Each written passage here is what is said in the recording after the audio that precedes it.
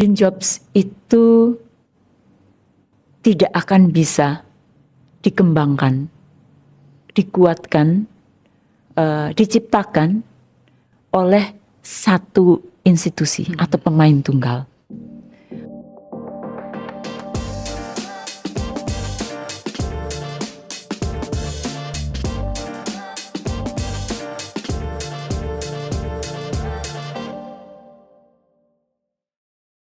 Halo Sustainable Innovator, selamat datang di Green Job Talk Podcast, ruang diskusi inklusif dari Inovasi Muda Indonesia yang membahas mengenai dunia kerja, keberlanjutan, dan transformasi menuju ekonomi hijau. Pada episode kali ini, kita akan membahas satu topik yang sangat penting, yaitu membangun ekosistem Green Jobs melalui kolaborasi dan pengembangan talenta hijau. Green Job sendiri tidak hanya berkaitan dengan pekerjaan, tetapi juga bagaimana kebijakan disusun, kemudian kompetensi tenaga kerja dikembangkan, lembaga pendidikan merespon kebutuhan industri, kemudian juga bagaimana berbagai pihak dapat bekerja sama untuk mempersiapkan transisi menuju ekonomi hijau. Untuk pembahasan lebih dalam, hari ini sudah hadir bersama saya, luar biasa cantik sekali, Ibu Ruli Marianti, expert in Green Jobs and Workforce Development. Ibu Ruli juga memiliki pengalaman sebagai Topic Lead Green Jobs and Skill GIZ Indonesia, Tim Leader Program GESIT GIZ Indonesia, kemudian serta Advisory Board Pusat Keterampilan Energi Terbarukan atau PKET ya Bu ya. Selamat datang Ibu Ruli di Green Job Talk Podcast hari ini. Bagaimana kabarnya Ibu? Kabar baik, terima kasih banyak sudah diundang untuk bersama-sama ngobrol tentang Green Jobs hari ini. Kembali kasih Ibu, terima kasih banyak juga telah berkenan meluangkan waktunya ya di sela kesibukannya untuk berdiskusi dengan menyenangkan selama beberapa waktu ke depan ya bersama kami di Inovasi Muda begitu. Kemudian senang sekali akhirnya bisa berbincang langsung dengan Ibu dengan raga yang sama-sama hadir di sini ya secara nyata. Terima kasih sudah meluangkan waktunya. Beberapa waktu ke depan kita akan sama-sama berbagi pengalaman, kemudian berbagi perspektif bersama dengan Sustainable Innovators yang ada di rumah begitu. Nah, sebelum kita berbincang lebih jauh mengenai perkembangan Green Jobs di Indonesia, saya ingin mengajak teman-teman Sustainable Innovators di rumah untuk mengenal lebih jauh dulu perjalanan Ibu berkarir ya dari awal sampai dengan hari ini begitu. Karena biasanya kan ketertarikan seseorang terhadap sesuatu itu ada isu yang muncul ya Bu di baliknya. Kemudian ada juga pengalaman, proses belajar yang tidak terhindarkan, kemudian juga ada perjumpaan tertentu mungkin yang akhirnya bisa membentuk fokus kepada satu pekerjaan hari ini. Nah, pertanyaan saya adalah boleh dulu mungkin Ibu memperkenalkan diri sekaligus menceritakan pengalaman karir Ibu dari awal hingga akhirnya banyak berkecimpung dalam isu Green Jobs hari ini dan Workforce Development juga. Silakan Ibu. Baik, terima kasih. Terima kasih, salam juga untuk semua innovators muda di rumah. Senang sekali untuk membersamai Anda sekalian. Semoga ini juga satu obrolan yang bisa menginspirasi, tidak hanya memberikan informasi tapi juga menginspirasi. Saya sendiri sebetulnya cenderung menganggap diri saya ini sebagai peneliti sosial. Jadi saya memulai karir itu sebetulnya di bidang di sebagai akademisi, sebagai peneliti. Jadi setelah saya kalau background pendidikan S1 saya dari Fakultas Hukum, kemudian S2 saya sudah menginjak ke dunia ilmu sosial, studi pembangunan, dan S3 saya di antropologi sosiologi. Nah, karir mulai sebetulnya setelah lulus S3 tersebut. Saya memulai sebagai peneliti di Universitas Amsterdam, dan di sana sebetulnya minat terhadap topik-topik tertentu itu mulai muncul. Karena pada saat itu saya sudah melihat bahwa satu isu manusia, isu SDM, itu tuh menjadi topik utama untuk saya. Kemudian lanjut saya kembali ke Indonesia, bekerja di salah satu lembaga penelitian di Indonesia, dan topiknya muncul tentang manusia juga, terkait dengan kemiskinan. Pada waktu saya bekerja di ADB, saya juga bekerja untuk topik manusia juga muncul, SDM juga muncul, tapi saya spesifik melihat ke gender. Jadi social inclusion topiknya. Pada saat saya dari ADB, saya bekerja untuk GIZ. Saya bergerak sedikit, meskipun tetap SDM itu tetap ada di sana, tetapi ke pendidikan dan pelatihan vokasi dari sana. bidangnya tetap sama, policy, kemudian dari pendidikan dan pelatihan vokasi, kemudian terkait dengan topik green jobs itu mulai pada waktu saya memimpin satu project green jobs saat itu mulai tahun 2021, 2021 sampai 2024. Mulai mengerucut ya Bu ya? Mulai mengerucut.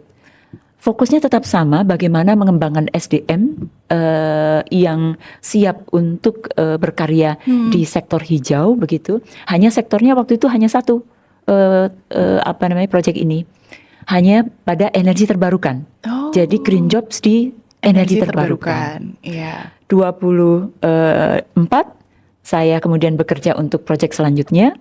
Nah ini menjadi 3 sektor, tidak hanya energi. Ya, Bu ya? Iya. Tidak hanya energi terbarukan, tetapi kehutanan dan kemudian ke ekonomi sirkular. Iya. Nah, di sini saya fokus penuh di pengembangan kebijakan, tetapi sangat terkait juga dengan pengembangan keterampilan, pelatihan dan sebagainya. Jadi benang merahnya itu SDM. Iya. Pada awalnya ini SDM, bagaimana SDM menghadapi industrialisasi, topik industrialisasi begitu ya. Kemudian bagaimana SDM menghadapi digitalisasi. Pada waktu itu kan tren global begitu kan juga salah satunya adalah digitalisasi.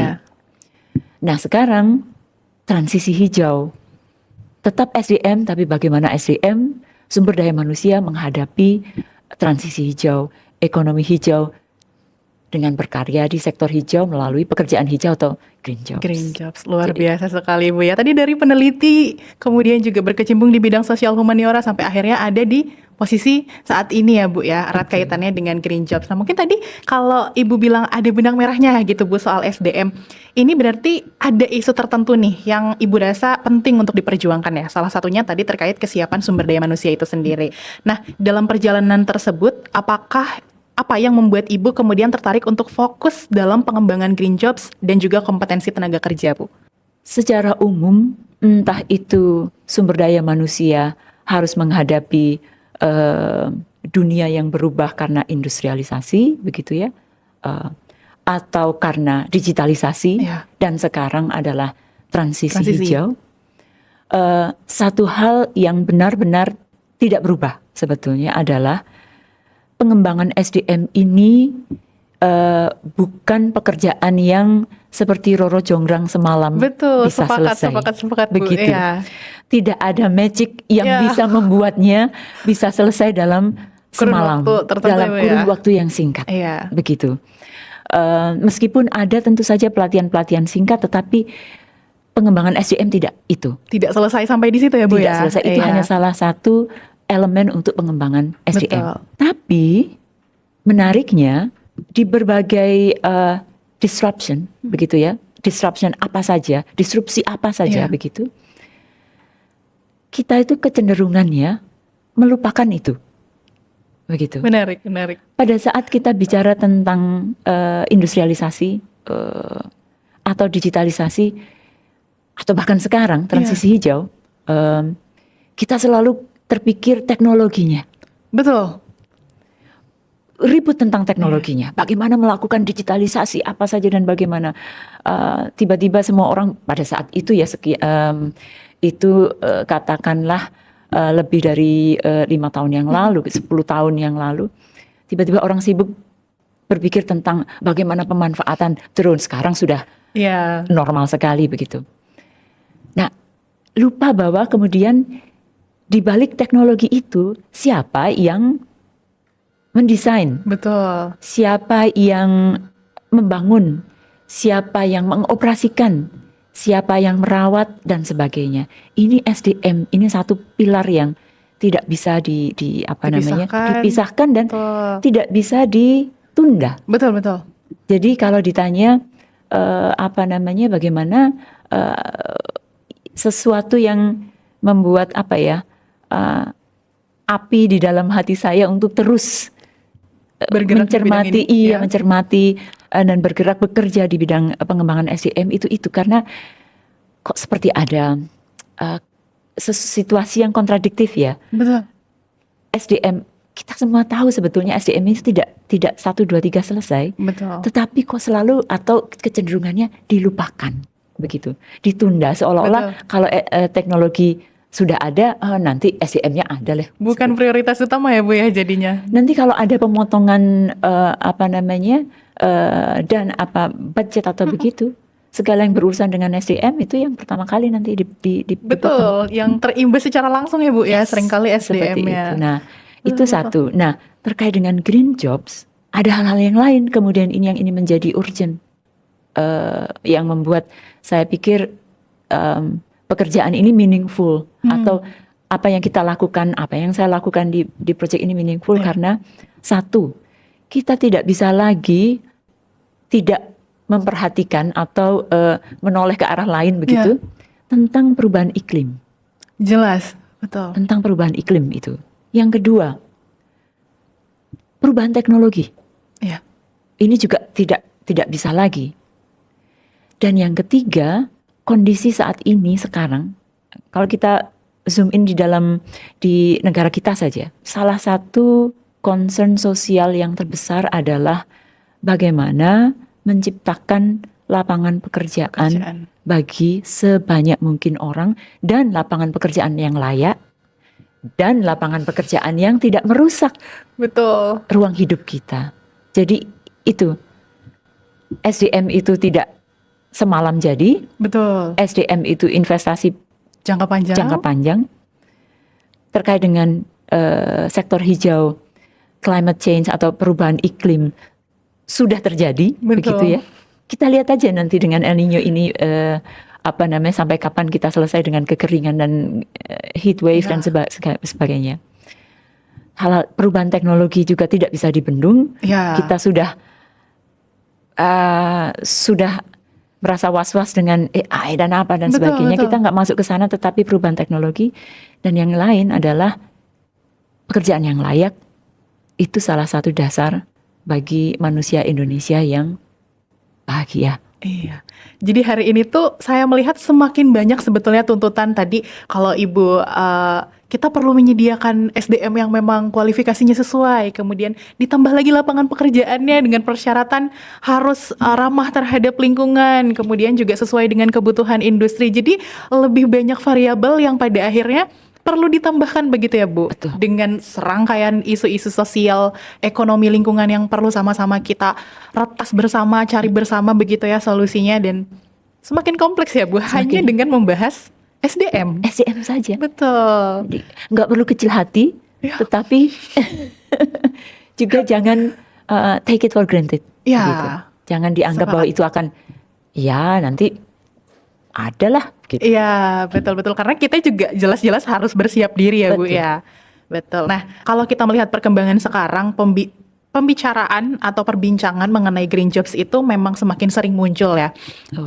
Karena kami Inovasi Muda juga bergerak di peluang penciptaan tenaga kerja hijau, tapi di luar dari kami juga kami melihat green jobs itu adalah salah satu isu yang sudah banyak begitu ya Bu digaungkan. Dan hal ini tentu tidak terlepas dari tadi perubahan kebutuhan industri, kemudian perkembangan teknologi ya sudah disinggung oleh Ibu.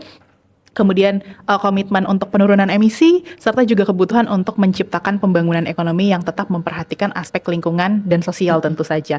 Di sisi lain, itu muncul berbagai peluang pekerjaan baru. Tapi ada di sisi lain juga pekerjaan yang memang sebetulnya sudah lama hadir di tengah-tengah kita, tapi sekarang membutuhkan keterampilan atau pendekatan yang lebih berkelanjutan. Nah, dari pengalaman Ibu sendiri bersama dengan pemerintah ya, bekerja dengan pemerintah, kemudian ada dari industri, lembaga pendidikan, dan juga mitra pembangunan, bagaimana sebetulnya Ibu melihat perkembangan isu dan ekosistem green jobs di Indonesia dalam beberapa tahun terakhir ini, Bu? Benar sekali. Ini sekarang kalau kita lihat di kementerian ya, di KL ya, itu semakin banyak KL yang merasa atau yang sudah memiliki berbagai kegiatan yang arahnya itu ke pekerjaan hijau. Betul. Atau green jobs. Diskusi juga semakin banyak. Nah, tahun 2005 itu sebetulnya tahun yang istimewa untuk green jobs. Ya. Mengapa? Karena di RPJMN kita yang membersamai kita sampai 2029. itu ekonomi hijau sudah menjadi salah satu prioritas nasional PN2-nya. Nah, dari sana ada diterjemahkan, diturunkan lagi, Green Job sudah masuk di perencanaan nasional jangka menengah. Jadi kita sudah punya payung besar. Apa yang kita lakukan itu sudah ada payungnya. Itu sudah masuk di perencanaan nasional. Itu satu. Di level berikutnya, Bappenas tahun 2025 tahun yang lalu juga meluncurkan peta jalan pengembangan tenaga kerja hijau Indonesia yang mencakup berbagai sektor transisi dengan ada beberapa target dan sebagainya. Nah, peta jalan ini sebetulnya secara umum atau garis besarnya itu sampai 2045 dikaitkan dengan Indonesia Emas 2045, tetapi rencana aksinya sampai 2029 sesuai dengan RPJMN. Jadi di sana itu sebetulnya kita lihat perencanaan nasional payung besar kita ada, kemudian lebih di ketenaga kerjaan juga ada peta jalan pengembangan tenaga kerja hijau Indonesia. Dan yang menarik di sektoral itu juga muncul anak-anaknya begitu. Jadi contohnya tahun yang lalu juga itu Kementerian Energi dan Sumber Daya Mineral, Kementerian ESDM itu meluncurkan agenda kebijakan pengembangan SDM untuk transisi energi menuju emisi nol bersih. Dari sana sudah. Jadi ini sudah diluncurkan. Bahkan BPSDM ESDM berdasarkan agenda kebijakan pengembangan SDM untuk transisi energi tersebut. Sekarang Kementerian SDM ini kan ini kita sedikit zoom in di sektor energi ya sebagai contoh konkret ya. Kebijakan energi nasional kan sudah disahkan Oktober tahun yang lalu dan setahun berikutnya rencana energi nasional di RUEN-nya itu sudah harus ada juga begitu. Nah, saat ini sedang disusun RUEN untuk 2026 sampai 2035. Pertama kali itu dilakukan human capital modeling berdasarkan energy modeling. Biasanya kan energy modeling saja. Bagaimana perencanaan energi nasional. Sekarang Kementerian SDM bahkan sudah melakukan perencanaan SDM-nya. Sudah sangat diperhatikan ya Bu. Ya dari segi SDM. Nah, contoh sektor lain yang saat ini kementerian yang juga melakukan adalah Kementerian Kehutanan. Sedang mengembangkan kerangka strategis nasional untuk pengembangan SDM kehutanan, termasuk emerging jobs, emerging green jobs-nya di sektor kehutanan. Kementerian Ketenagakerjaan juga begitu, bahkan membuat dokumen-dokumen kebijakan pedoman nasional begitu untuk kepekerjaan penyandang disabilitas, tetapi yang hijau di sektor hijau. Bahkan untuk tenaga kerja lanjut usia pun sedang dilihat kepekerjaannya, employability-nya di sektor hijau seperti itu. Jadi ini sudah dari banyak segala sisi ya Bu ya. Betul. Luar biasa sekali, menarik. Karena ternyata kalau misalnya kita bahas green jobs, ternyata tidak hanya bahas soal peluang kerjanya saja, tapi dari segi policy-nya, kemudian juga tadi dari sisi kesiapan tenaga kerjanya itu sendiri. Dan melihat dari payung hukum secara nasional, kemudian diturunkan dalam perencanaan jangka waktu tertentu sampai dengan sektoralnya sudah mulai bertransformasi, bertransisi ya ke arah yang jauh lebih hijau. Jadi angin yang ini bukan segar lagi Bu bagi saya. Wah, anginnya sudah luar biasa begitu ya, hebat karena ternyata pergerakannya tidak hanya dari satu sisi saja gitu ya. Menarik untuk sama-sama kita menuju ekonomi hijau yang sama-sama kita nantikan ini Bu ya. Dan semua karya-karya, pekerjaan-pekerjaan dari inovasi muda juga nggak sendirian. Itu sudah punya konteksnya, punya payungnya. Jadi iya, kita bersama-sama bergerak untuk transisi ini. Betul Bu. Kebetulan kita juga ada setiap tahun ya kita mengeluarkan Indonesia Green Jobs Report. Nanti per bulan Agustus kita ada annual event juga di Green Jobs Forum, Green Job Ecosystem Forum. Nanti barangkali kita juga bisa bertemu lagi ya Bu. Dan nanti Ibu bisa baca knowledge report kita Harapannya itu juga menjadi salah satu semangat baru ya Bu untuk menambah bensin-bensin bergerak ke arah ekonomi hijau itu. Nah kemudian Bu, pertanyaan selanjutnya, menurut Ibu sebetulnya faktor utama yang saat ini mendorong semakin besarnya kebutuhan terhadap green jobs di Indonesia itu apa Bu? Seperti yang saya sebutkan tadi, perubahan iklim itu benar-benar salah satu faktor pendorong yang tidak bisa dihindari sebetulnya. Sama juga dengan perubahan teknologi, itu juga tidak bisa dihindari. Kebutuhan kita nggak usah jauh-jauh ya keluar, tapi nasional saja, kebutuhan penciptaan lapangan kerja. Dan tentu saja dengan tambahan yang lain adalah bahwa kebijakan nasional sudah mulai siap untuk itu, seperti itu. Jadi ini ide-ide bagus yang mungkin di awalnya itu masih dari inisiator-inisiator yang masih sendiri-sendiri, sekarang bisa disatukan mengacu pada kebijakan nasional yang sama. Jadi ini faktor-faktor yang kita bisa melihat ya dengan perubahan iklim dan berbagai masalah lingkungan. Kita nggak bisa lagi menunda. Kita tidak bisa lagi menunda. Kita butuh pekerjaan, ya, tetapi pekerjaan yang tidak semakin merusak ruang hidup kita. Karena kita bertahan untuk hidup di sini ya Bu ya. Betul. Masa kita mau lari ke Mars? Susah ya Bu ya, membawa umat manusia sebanyak ini kita ke Mars. Jadi mau nggak mau ya kita harus berbuat sesuatu dan mencintai ruang hidup kita ya. Iya. Baik, nah follow up question ya Bu, siapa saja aktor atau pemangku kepentingan yang menurut Ibu memiliki peran paling penting dalam membangun ekosistem green jobs di Indonesia? Ini pertanyaan kunci yang sangat bagus, dan ini benar-benar untuk semua Sustainable innovators. Green jobs itu tidak akan bisa dikembangkan, dikuatkan, diciptakan oleh satu institusi atau pemain tunggal. Pemerintah tidak bisa melakukan sendiri. Sebagus apapun kebijakan-kebijakan tentang pekerjaan hijau, ketenaga kerjaan hijau, tidak akan pernah bisa. Jadi di sini kita harus melihat pemerintah sebagai regulator. Kalau kita lihat seperti orkestra begitu, betul, dirijennya adalah pemerintah. Tetapi ada berbagai aktor yang membawakan alat-alat musik untuk bisa menjadi satu kesatuan. Sektor swasta itu juga sangat penting karena kita tahu ya, kalau kita bicara tentang pekerjaan, mau tidak mau sebetulnya user dan pencipta pekerjaan itu adalah di sektor swasta, industri. Jadi tidak mungkin kita bicara tentang pengembangan green job tanpa sektor swasta. Itu di sisi permintaan. Mereka ini yang akan jadi user dari SDM hijau, tenaga kerja hijau. Ini berarti kita bergerak ke sisi penawarannya.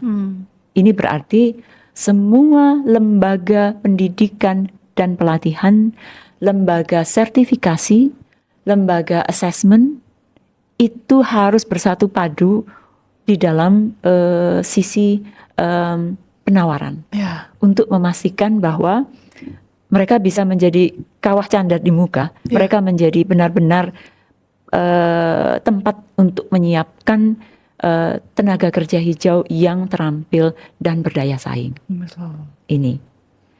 Ini hanya baru sisi regulator, penawaran, permintaan dari sisi industri dan penawaran dari sisi pendidikan, pelatihan.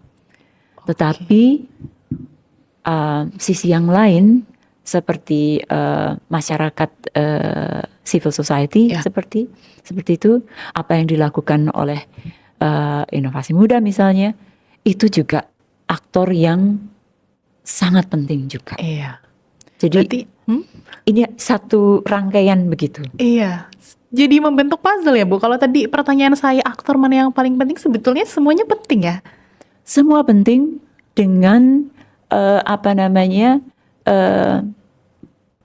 kapasitas, agenda dan tugas masing-masing.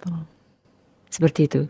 Jadi jangan lagi harapan kita semua, jangan lagi ada saling sorong tanggung jawab. Betul. Karena tanggung jawab tiap aktor itu berbeda. Betul. Jadi kapasitasnya berbeda, tugas-tugasnya berbeda, tanggung jawabnya berbeda, agendanya pun berbeda, kepentingannya pun berbeda, dan itu sah-sah aja. Betul. Bahwa tiap aktor punya kepentingan masing-masing. Oke, kalau diibaratkan membangun rumah gitu ya Bu, kita tuh sebetulnya tidak sedang membangun rumah dari awal, tapi memang kan setiap bagiannya perlu ada yang mengerjakan sesuai dengan kemampuannya begitu ya Bu.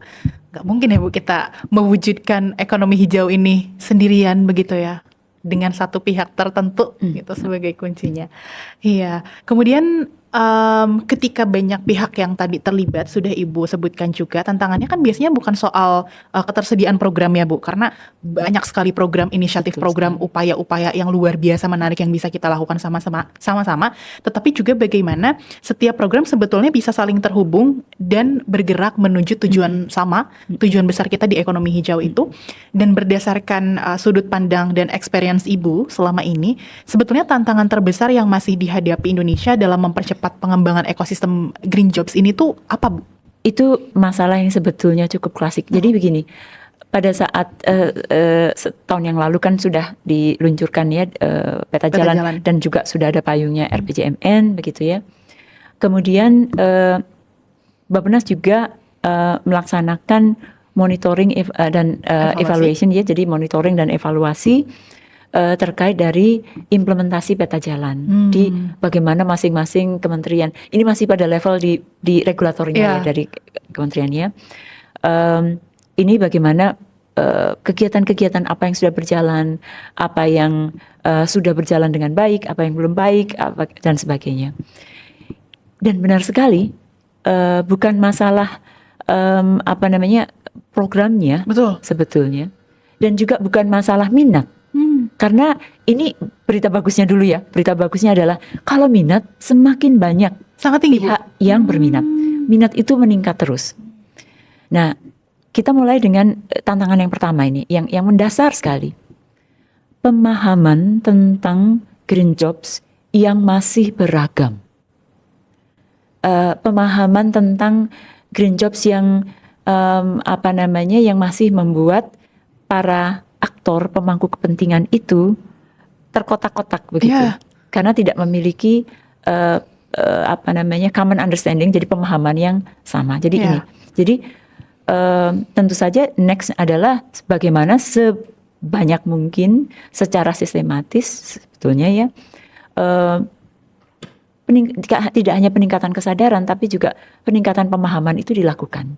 Jadi ini pemahaman, karena ada yang masih berpikir bahwa green jobs itu pekerjaan baru. Kemudian merasa nanti dulu lah, saya ngurusin profit dulu, baru ngurusin pekerjaan itu. Atau berpikir bahwa green jobs itu satu pekerjaan khusus. Ya green jobs itu seperti misalnya bagian administrasi, seperti itu ada. Atau seperti itu, administrasi atau teknisi kelistrikan semacam itu, ada satu jabatan khusus. Kalau ditanya green jobs itu apakah green jobs itu ada, saya bilang green job itu tidak ada. Tidak ada green job ansih, green jobs begitu. Yang ada adalah pekerjaan-pekerjaan yang memiliki satu tugas-tugas yang ramah lingkungan, dikerjakan oleh orang-orang yang memiliki keterampilan yang ramah lingkungan, seperti itu. Atau kalau kita melihat di level perusahaan, pekerjaan ini dilaksanakan di satu perusahaan yang memproduksi produk atau jasa yang ramah lingkungan. Oleh sebab itu, teman-teman semuanya jangan khawatir, karena mungkin apa yang sudah dilaksanakan atau pekerjaan teman-teman sekalian itu ada pekerjaan-pekerjaan yang potensial green. Sangat. Jadi kata kuncinya adalah greening, penghijauan. Karena greening ini bisa dilakukan atau dengan teknologi tertentu atau dengan teknik tertentu. Iya. Seperti itu. Jadi saya pernah diundang dengan program vokasi UI terkait dengan bisnis manajemen. Ada manajemen perkantoran dan sebagainya. Apakah bisa ya Bu kita ini menjadi bagian dari Green Jobs? Sangat bisa. Karena ada Green Office, Sustainable Administration, itu bisa juga. Itu tidak muncul begitu saja, tetapi ini dihijaukan dengan misalnya digitalisasi, semakin lama mengurangi penggunaan kertas dengan efisiensi energi. Hal itu semua bisa dilakukan. Jadi tidak hanya teknisi pemasangan PLTS atap, panel surya gitu panel ya Bu. surya itu yang Green Job. No, enggak, betul sepakat Bu. Karena pada dasarnya setiap pekerjaan yang sudah ada sekarang pun sama-sama bisa melakukan upaya itu ya. Yes. Gitu. Dan ya tadi sepakat, bukan pekerjaan yang benar-benar baru ya. Mungkin ada satu pekerjaan baru yang muncul dari hasil transisi ini. Tapi sebagian besar pekerjaan yang sudah ada sekarang itu bisa sangat dihijaukan begitu ya Bu. Sangat betul. Beberapa waktu lalu menarik, saya ketemu konten Bu di YouTube. Ada salah satu pekerja dan title-nya luar biasa sekali menurut saya. Sekelas Raja Inggris, beliau punya satu desainer khusus yang memang fokus untuk membuat pakaian-pakaian sustainable begitu ya, yang memang peduli terhadap lingkungan. Dari situ saya sadar, luar biasa sekali ketika ragam pekerjaan bisa hadir bahkan untuk posisi yang mungkin sebagian besar orang mengiranya tidak ada kaitannya dengan tenaga kerja hijau ini ya Bu. Secara khusus dilabeli sebagai designer sustainability. Yes, sustainable fashion. Yes. Saya melihat banyak sekali yang sudah berarah ke sana sekarang. Bahkan tadi ketika ada pertanyaan apakah sebetulnya kita bisa bergerak ke pekerjaan hijau, banyak sekali Bu. Misalnya di lini pembangunan arsitektur, banyak green building sekarang. Luar biasa. Semua dihijaukan ya Bu hari ini gitu. Dan itu tidak terbatas pada sektor tertentu kan Bu sebetulnya. Betul. Kan. Iya. Bahkan sektor keuangan, finance. Ya. Ini sekarang sangat dibutuhkan. Kalau teman-teman ada yang punya latar belakang finance, coba cek green finance, sustainable financing. Itu akan amat sangat dibutuhkan. Luar biasa. Bocoran ya teman-teman Sustainable Innovators kalau ada tadi peluang besar di green finance ya Bu ya. Green finance. Ya. Pokoknya apapun latar belakangnya, hari ini kita harus sama-sama memahami soal pekerjaan hijau ya Bu ya. Coba cek ya nanti di di website dari berbagai bank besar di Indonesia. Itu mereka cukup besar, cukup banyak yang punya sustainability unit. Itu perbankan. Dan sekarang kalau misalnya teman-teman pernah mendengar ESG reporting, kawasan-kawasan industri itu masih sangat membutuhkan loh. Mereka yang bisa melakukan pengumpulan data untuk menunjang pelaporan ESG ini. Ya, sepakat Bu. Karena ya kalau hanya dibicarakan tanpa data kan, untuk apa ya Bu ya? Jadi kalau kita memahami bahwa Green Jobs itu bukan yang terkait dengan energi bersih atau waste management atau yang semacam itu, kita bisa bahkan kalau ini menurut saya ya, teman-teman bisa menambah di portfolio keterampilannya dengan micro credential. Misalnya, belajarlah atau lakukan kursus tentang ESG reporting. Tambahkan, misalnya teman-teman sudah punya background untuk di administrasi atau teknik, lakukan itu dengan investasikan itu.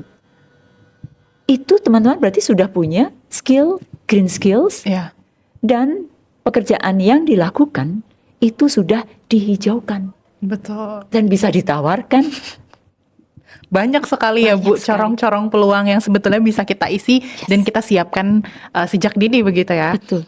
Nah, kemudian Bu, setelah membahas mengenai ekosistemnya, begitu, sekarang kita masuk ke bagian yang mungkin sangat dekat dengan generasi muda dan pencari kerja tentu saja, yakni berkaitan dengan kompetensi. Nah, seringkali juga masyarakat sebetulnya mendengar bahwa peluang green jobs akan semakin besar. Tentu saja kita bersepakat ya Bu hari ini. Namun pertanyaan berikutnya adalah kompetensi apa yang perlu disiapkan agar tenaga kerja Indonesia benar-benar mampu mengisi peluang tersebut. Tadi mungkin salah satunya sudah disinggung ya dengan sertifikasi, mungkin ya dengan pelatihan-pelatihan tema tertentu begitu.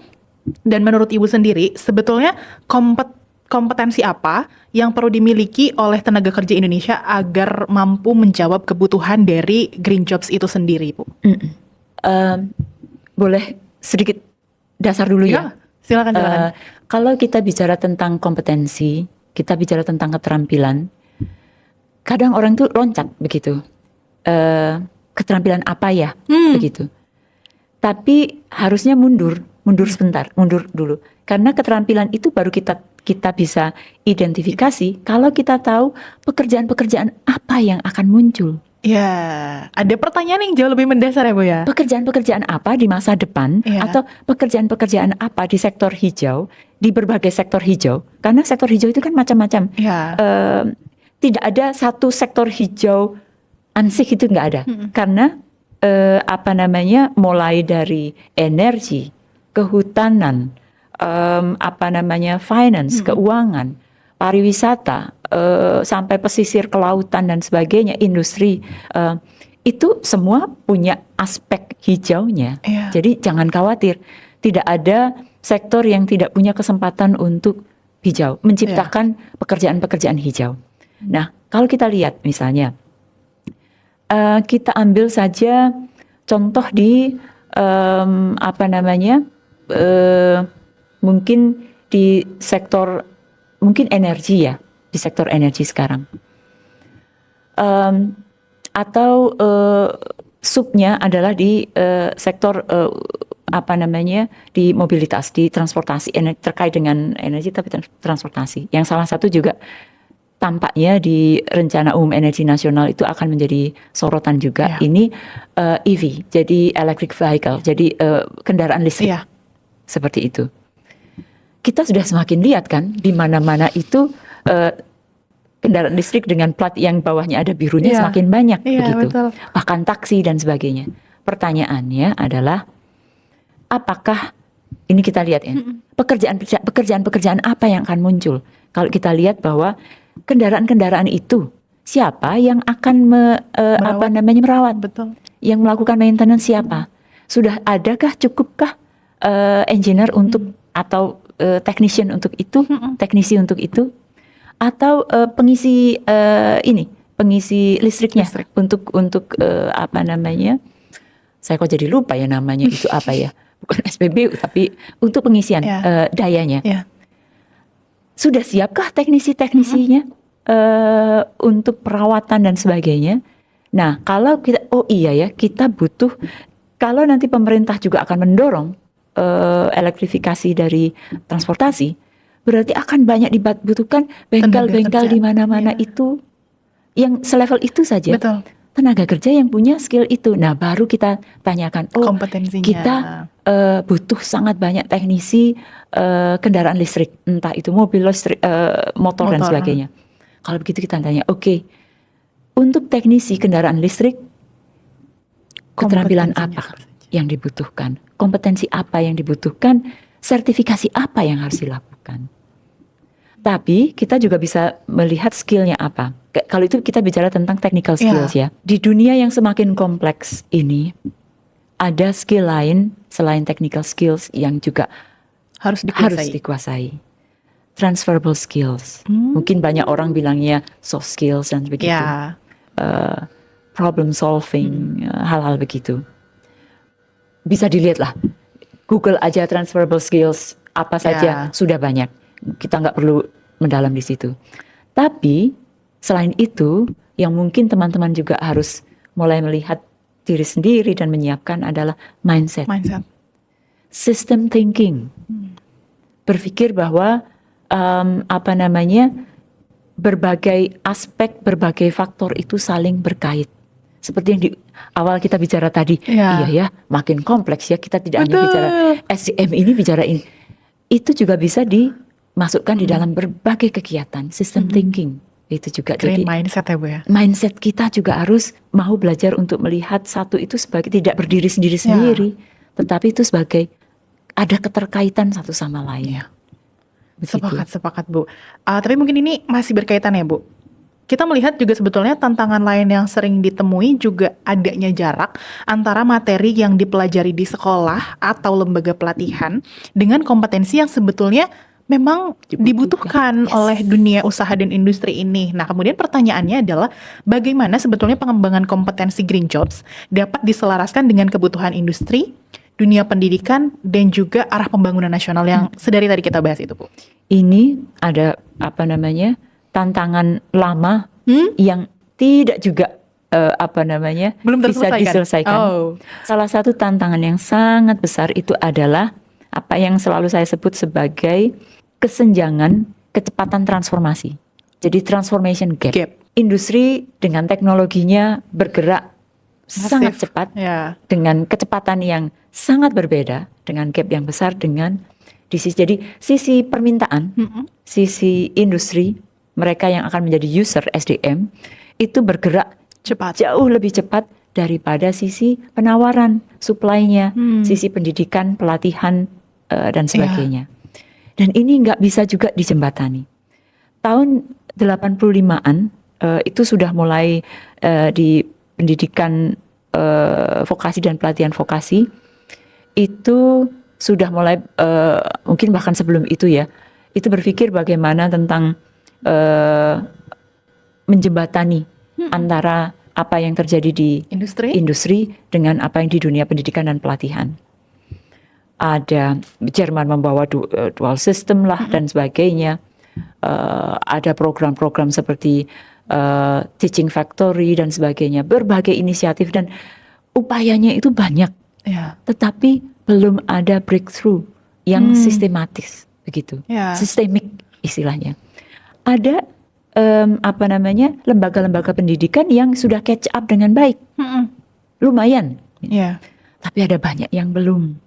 Sayangnya sebagian besar yang belum ya Bu ya. Salah satu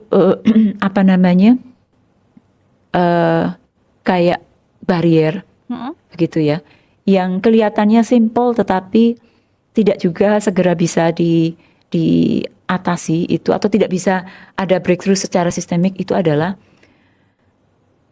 dua sisi ini, industri dan pendidikan dan pelatihan ini belum juga bisa berdialog dengan efektif, begitu.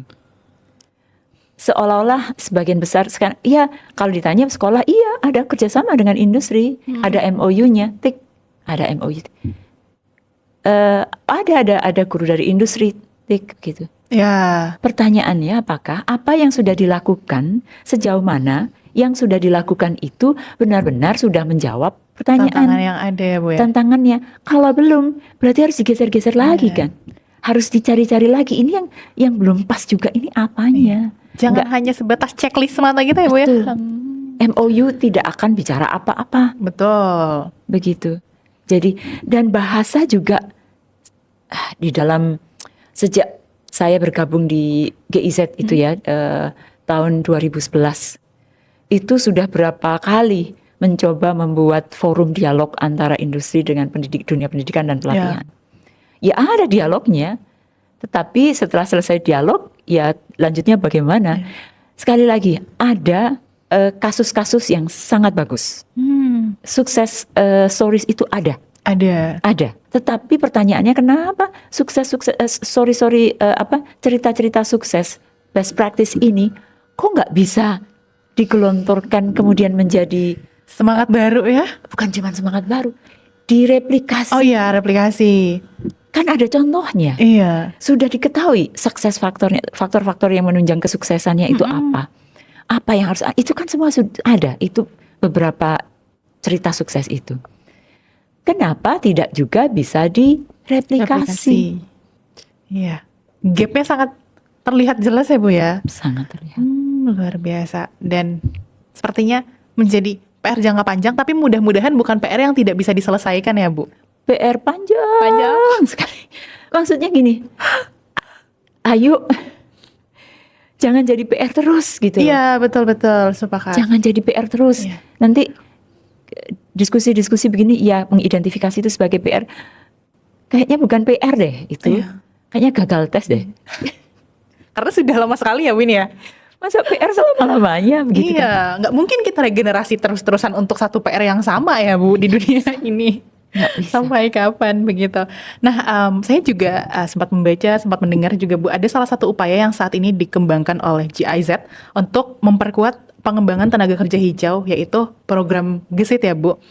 Green Jobs for Social Inclusion and Sustainable Transformation. Nah, program ini menarik karena tidak hanya berbicara tentang pelatihan secara terpisah, tetapi juga mencoba melihat sebetulnya pengembangan tenaga kerja hijau sebagai bagian dari ekosistem yang lebih besar. Nah, salah satu inisiatif yang kemudian dikembangkan bersama Bappenas ya Bu, adalah program GESIT itu tadi. Nah, bagaimana Bu program ini berkontribusi dalam memperkuat kapasitas tenaga kerja hijau di Indonesia? Jadi Project GESIT ini adalah proyek lanjutan dari proyek sebelumnya yang juga fokusnya pada Green Job. Green Jobs. Tetapi proyek GESIT ini memang desainnya itu memang dibuat desain yang tidak hanya menyasar pengembangan keterampilan atau capacity development, tetapi keseluruhan. Satu, ekosistem itu juga ditangani juga. Iya. Karena ada satu bidang kerja yang terkait dengan pengembangan kebijakan dan lain-lain. Pengembangan keterampilannya, skill developmentnya juga dilakukan dengan pengembangan modul, identifikasi modul, kemudian pilotingnya, TOT-nya dan sebagainya di 3 sektor. Semuanya di 3 sektor: energi, kehutanan dan ekonomi sirkular. Kemudian tidak hanya begitu, biasanya kan kemudian bermainnya di pusat saja ya, di level pusat. Project GESIT juga melakukan berbagai kegiatan. Kegiatan-kegiatan itu diturunkan ke level provinsi. Ada pilotingnya Bu ya? Ada pilotingnya di Kepri, Kepulauan Riau, Kalimantan Timur, kemudian di Jawa Timur. Jadi semuanya itu turun. Nah, cerita besarnya ini yang tentu saja nggak semuanya mulus ya. Betul. Nggak semuanya mulus karena merangkaikan semua aspek itu juga tidak selalu mudah. Pada level nasional, pada level kebijakan, setiap kementerian sebagai regulator punya concern dan agendanya masing-masing. Kemudian di bidang kerja pengembangan keterampilan, skill development juga begitu. SMK Politeknik itu juga punya kapasitasnya masing-masing. Ke daerah lebih-lebih lagi, tiap daerah punya agenda kepentingan prioritasnya masing-masing. Sangat beragam ya Bu ya. Sangat beragam. Hanya satu hal yang sangat membantu adalah pada saat GESIT berjalan ini kita punya payung besarnya tadi, RPJM. Jadi segala sesuatu bisa kita kembalikan di situ. Kita punya peta jalan pengembangan tenaga kerja hijau. Kita selalu bisa kembalikan. Jadi kalau di daerah bisa misalnya membuat peta jalan yang lebih spesifik lagi. Kementerian bisa membuat pedoman untuk melakukan kegiatan yang lebih spesifik lagi. Jadi punya konteks, punya payung yang sama itu sangat membantu. Jadi ini harapannya supaya kalau proyek kan 3 tahun selesai ya. Tapi kan kemudian setelah itu bangsa ini kita semua harus terus berjalan. Betul, sepakat Bu. Aduh. Ternyata tadi kita juga terus perlu menurunkan ke hal-hal yang terkecil, jauh lebih spesifik untuk mempermudah kita mencapai tujuan itu ya. Jangan-jangan kita sudah melihat tujuan besarnya tapi tidak punya breakdown arah yang spesifik gitu ya Bu. Jangan sampai kita tersesat nih. PR yang tadi gap ini juga masih jadi PR yang panjang sekali. Jangan sampai kita malah kehilangan arah begitu ya Bu ya. Betul. Berarti tadi GESIT juga tidak hanya berorientasi pada peningkatan kapasitas individu ya Bu sebetulnya, tetapi juga pada penguatan sistem itu sendiri yang mendukung pengembangan pekerjaan hijau. Betul. Betul. Nah, kemudian Bu, kita dari pembahasan sebelumnya ada satu benang merah yang sepertinya terus muncul lagi-lagi, yaitu pentingnya terkait kolaborasi. Karena tadi kita menyinggung banyak sekali pihak yang sebetulnya bisa sangat terlibat di sini, dan mungkin salah satu prosesnya begitu ya, pemerintah dapat menyiapkan kebijakan dan arah pembangunan, kemudian juga industri dapat memberikan gambaran dan kebutuhan akan kompetensi dan juga membuka peluang pekerjaan itu sendiri, sementara lembaga pendidikan dan pelatihan berperan menyiapkan talentanya begitu ya Bu. Betul. Nah, namun masing-masing pihak seringkali memiliki bahasa, kemudian juga target dan cara kerja yang beda, bahkan tadi punya kepentingan sendiri-sendiri ya Bu ya di pundaknya. Nah, dalam konteks tersebut, bagaimana kolaborasi antara pemerintah, kemudian industri, lembaga pendidikan, serta mitra pembangunan itu sendiri seharusnya dibangun agar tidak hanya bersifat seremonial semata. Tadi sudah disinggung ya Bu sedikit soal MOU dan lain sebagainya, tetapi yang memang benar-benar menghasilkan tenaga kerja yang siap untuk diserap sektor hijau itu Bu. Ini berdasarkan pengalaman ya, berdasarkan pengalaman dari berbagai proyek sebetulnya. Tidak hanya terkait dengan Green Jobs, tetapi proyek-proyek yang concernnya atau fokusnya adalah pengembangan sumber daya manusia secara umum. Kolaborasi itu tidak bisa ditawar, itu harus ada. Nah, permasalahannya atau tantangannya itu adalah kolaborasi ini salah satu hal yang tersulit. Begitu.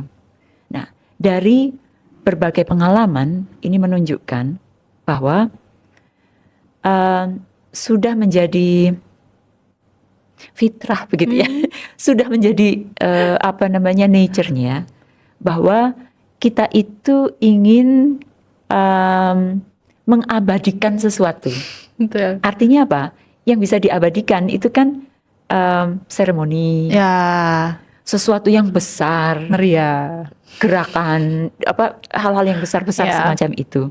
Kolaborasi itu sendiri butuh trust, butuh pemahaman satu sama lain, memahami agenda masing-masing. Karena satu hal yang tidak boleh dihilangkan itu adalah agenda masing-masing. Karena untuk apa berkolaborasi kalau saya harus menghilangkan agenda saya, kepentingan saya? Di dalam kolaborasi harus agenda dan kepentingan itu harus acknowledge, diakui, didudukkan dengan porsi yang sama dan balance begitu. Tapi tidak dihilangkan, tidak harus perusahaan A, B, C, D terima magang ya kayak gitu. Apa untungnya buat saya? Seperti itu. Jadi itu keinginan untuk membuat sesuatu yang besar. Level nasional atau yang besar-besar. Kolaborasi sendiri itu sudah kompleks. Dia butuh waktu, dia butuh pemahaman, dia butuh waktu untuk memahami, untuk mempercayai, untuk menemukan ritme bersama. Nah, ini berarti semakin besar kompleksitasnya semakin tinggi. Begitu. Kalau dari pengalaman, kolaborasi yang berhasil, yang sustainable, berkelanjutan adalah justru kolaborasi-kolaborasi yang sifatnya terbatas. Aktornya juga tidak banyak, skalanya juga terbatas, tetapi dampaknya berkelanjutan. Gitu. Mungkin dampaknya nggak wow, tetapi kalau kita bicara tentang SDM, katakanlah dampaknya kepada 50 orang yang merasakan itu. Nah, 50 SDM ini kan hanya di depan saja. Di belakang itu di masa depan ini akan multiplier efeknya itu besar sekali begitu. Jadi ini terkait dengan kolaborasi. Saya lebih mengusulkan belajar dari berbagai pengalaman. Kolaborasi itu kita harus hati-hati dengan skalanya. Karena skala yang tepat dilakukan meskipun itu sifatnya localized begitu, lokal. Itu sesuai dengan kebutuhan itu, kebutuhannya ini begitu. Misalnya universe-nya itu satu meja ini begini ya. Kita bayangkan begini. Ini berhasil di bagian sini, bagian ujung ini berhasil. Ini nggak perlu kemudian mau menjadi satu meja. Buat berhasil di sisi ini, buat berhasil di sini. Jika ini ada satu meja itu ada 100 sub universe yang berhasil dengan cara masing-masing, why not? Keberhasilannya juga dampaknya satu meja. Daripada menginginkan satu meja berhasil pada saat atau dilakukan satu meja terlalu kompleks, terlalu besar, enggak juga terjadi. Jadi perhatikan nanti teman-teman, cuma kalau ada sesuatu yang berhasil biasanya itu skalanya itu lebih humble. Iya, bukan keinginan yang sifatnya muluk-muluk begitu ya Bu, karena ternyata sesuatu yang besar juga mulainya dari gerakan yang kecil begitu. Semakin terbatas untuk mungkin tadi bukan ruang kolaborasi yang terbatas ya Bu, tapi aktor-aktor yang terlibat juga dibatasi karena mungkin kalau semakin besar juga kompleksitasnya semakin tinggi dan banyak sekali kepentingan, tujuan dan apapun itu yang perlu diakomodir ya, karena tadi salah satu syarat untuk bisa berkolaborasi kan tidak menghilangkan kepentingan satu dengan yang lain ya Bu ya. Oke, tadi juga kolaborasi sepakat harusnya tidak berlomba-lomba menghadirkan banyak pihak pada satu ruang tertentu, satu forum tertentu, tapi memastikan adanya pembagian peran dan tentu saja tujuannya jelas ya Bu yang harus dicapai. Apa pembelajaran paling penting yang bisa Ibu bagikan kepada teman-teman Sustainable Innovators di rumah dari proses membangun kolaborasi lintas sektor begitu ya, baik dari kementerian, kemudian dari industri, lembaga pendidikan sampai dengan mitra pembangunan tadi Bu. Poin pentingnya apa sih Bu sebetulnya? Ya kembali lagi tujuan dirumuskan dengan jelas. Itu nomor satu ya. Kita mau bergerak kemana kalau tujuannya terlalu umum dan sebagainya. Boleh tentu saja tujuan itu disesuaikan dengan tren, karena kadang-kadang tren itu atau cukup sering tren itu juga menunjukkan kebutuhan yang ada saat ini begitu. Tapi tidak harus trendy. Ya. Seperti itu. Jadi jangan mengejar trendy, sekalipun tren juga harus bisa dilihat. Jadi tujuannya itu benar-benar sesuaikan dengan kondisi lokal yang ada. Misalnya tadi disebutkan bahwa salah satu kegiatan adalah desa inovasi. Ya. Mungkin saat ini sudah membimbing atau membersamai misalnya nih 10 desa. 10 desa punya tujuan dan keinginan masing-masing. Ya, itu yang menjadi angkornya, menjadi jangkarnya di situ. Jadi tujuan harus jelas yang memang sungguh-sungguh mencerminkan kebutuhan lokal begitu. Betul. Itu satu, itu penting sekali. Jadi skala di sini masuk juga ya, aspek skala. Saya ingin kembali lagi ke hormati berbagai kepentingan dan agenda dari para aktor. Ya. Karena kalau itu sudah tidak dihargai begitu, kemudian aktor merasa diseragamkan, harus diseragamkan, tidak akan ada insentif bagi mereka. Betul. Itu sudah resep untuk ogah-ogahan begitu. Seperti itu. Jadi bukan berapa resources yang digelontorkan, tetapi sejauh mana kepentingan, agenda, kebutuhan itu diperhatikan di dalam kolaborasi itu. Meskipun ada di dalam kapal yang sama, kita juga tidak harus semua seragam ya Bu. Nggak bisa. Tidak bisa. Dan penggelontoran resources yang besar juga tidak bisa menjamin bahwa orang ini akan bisa digerakkan istilahnya diseragamkan. Membahas tadi di awal mengenai arah gerak kita, kemudian sampai akhirnya ke kolaborasi. Tadi juga sempat dibahas soal proyek dan upaya begitu ya Bu yang dilakukan oleh Ibu, kemudian GIZ bermitra juga dengan Bappenas. Saya ingin mengajukan pertanyaan, kira-kira ada nggak Bu satu proyek, satu program yang sangat membekas menjadi best practice yang bisa direplikasi di berbagai daerah, mungkin begitu Bu?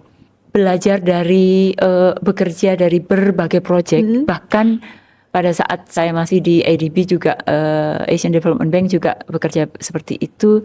Saya berani mengatakan bahwa satu proyek itu hampir tidak ada yang seutuhnya bisa direplikasi. Iya. Berkaitan dengan kebutuhan tadi ya Bu. Tentu. Tetapi selalu bisa atau sering kali bisa ditemukan ada aspek-aspek tertentu dari proyek itu yang bisa direplikasi. Begitu. Jadi satu proyek itu juga sangat kompleks ya, sangat kompleks. Di dalam mengerjakan proyek juga, meskipun di dalam laporan-laporan seringkali indah begitu ya, tapi kita tahu bahwa punya berbagai bidang kerja begitu ya di dalam satu proyek, komponen atau apa saja namanya, tidak semuanya memiliki success rate yang sama. Betul. bukan karena orangnya tidak bagus atau begitu, tetapi karena proyek ini dikerjakan tidak dalam ruang hampa. Ada yang memang tertangkap, ditangkap oleh mereka yang membutuhkan begitu. Ada yang kurang tertangkap. Nah ini jadi tantangannya adalah setiap kali ada proyek dan proyek itu selesai, mari kita sama-sama secara balance, secara adil mulai dalam pikiran gitu, melihat aspek apa di dalam proyek itu yang berhasil. Tanpa harus menyalahkan proyeknya secara keseluruhan ya. Apa yang paling berhasil? Mengapa demikian? Seperti itu. Jadi karena kalau saya harus mengatakan satu proyek, saya pikir kurang tepat ya. Kurang tepat. Nah contoh di proyek yang saya pimpin dari yang benar-benar sudah selesai tahun 2021 sampai 2024. Pada waktu itu ada 3 bidang kerja. Satu yang terkait dengan private sector, bagaimana pengembangan kapasitas sektor swasta untuk menunjang pengembangan SDM untuk transisi energi atau energi terbarukan.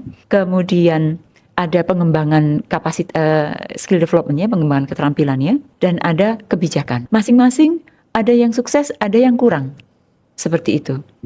Salah satu yang sukses untuk pengembangan ekosistem terkait dengan private sector ini adalah bagaimana ternyata sektor swasta itu sangat berminat dan mau untuk menjadi lokomotif dalam pengembangan SKKNI, Standar Kompetensi Kerja Nasional. Pada waktu itu ada 2 yang berhasil dikembangkan oleh untuk sektor swasta. Biasanya selalu inisiatornya itu dari dunia pendidikan dan pelatihan atau kementerian.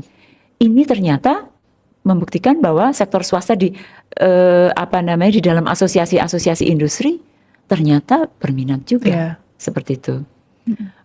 Bahkan waktu itu mencoba membuat Dewan Keterampilan Energi Terbarukan. Secara khusus berarti itu ya, Bu ya? Dewan Keterampilan.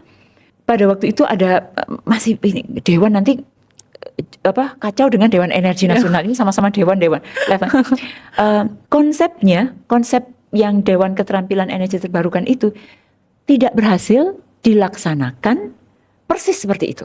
Tetapi begitu proyek selesai, saat itu saya sudah begitu kan, aduh konsepnya sudah bagus, kenapa? Tetapi setelah proyek selesai, asosiasi-asosiasi industri di energi terbarukan berinisiatif sendiri untuk menjadi dengan konsep itu ditweak sedikit begitu ya, diubah sedikit menjadi PKIT tadi, piket tadi. Menjadi pusat keterampilan energi terbarukan yang sampai sekarang berjalan dan juga berkegiatan. Jadi ini berhasil atau tidak? Bisa direplikasi? Menurut saya bisa.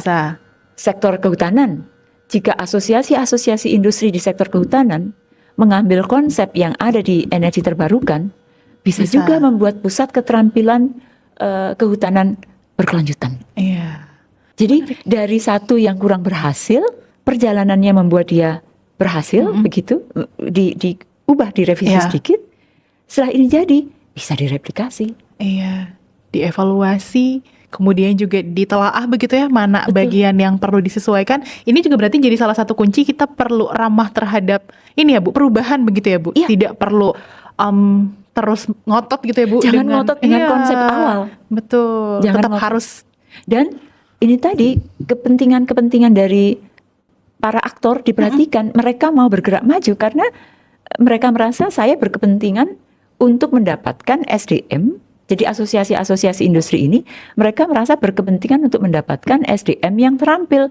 Karena tidak mudah mendapatkan SDM terampil untuk subsektor energi terbarukan. Luar biasa sekali, kita bahasannya ini sudah kemana-mana sekali ya Bu. Teman-teman Sustainable Innovator di rumah juga kayaknya udah banyak banget dapat bocoran gitu ya, mulai tadi dari kompetensi, kemudian juga apa saja yang perlu disiapkan. Nah, terakhir mungkin ya Bu, pertanyaan terakhir adalah sebagai pertanyaan penutup dari Ibu Ruli sendiri, apa pesan yang ingin disampaikan kepada generasi muda, kepada Sustainable Innovators yang ingin mulai berkontribusi dalam pembangunan ekonomi hijau, tapi mungkin masih belum mengetahui harus mulai dari mana sih Bu sebetulnya kita gitu?